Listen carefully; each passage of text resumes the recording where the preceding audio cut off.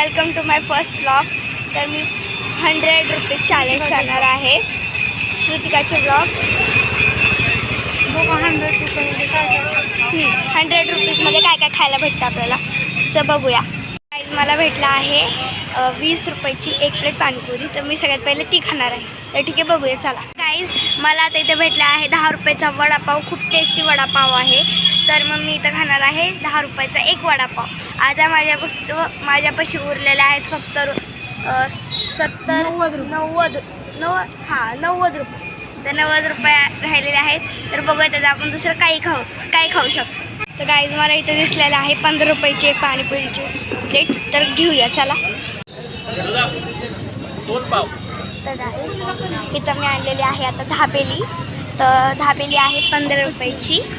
तर हे बघा, 15 रुपयाची दाबेली. तर खाऊन बघूया. माझी पाणीपुरी आलेली आहे. ही 20 रुपयाची प्लेट आहे आणि काय टेस्टी दिसते बघा, कसली भारी दिसते.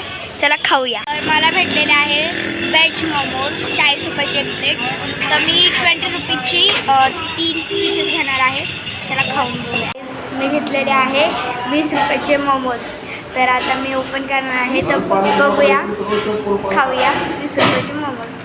तर गाईज, मला आहे ना आत्ता आहे ना माझ्यापाशी फक्त 35 रुपीज उरले आहेत. तर 35 रुपयाची मी एक आईस्क्रीम खाणार असा विचार करते.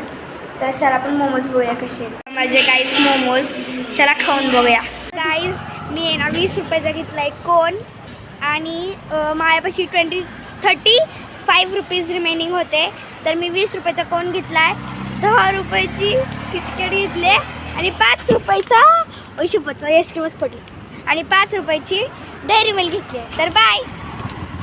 आणि तुम्हाला कसा वाटला व्हिडिओ हे कमेंटमध्ये नक्की सांगा. Like, share and subscribe. Bye.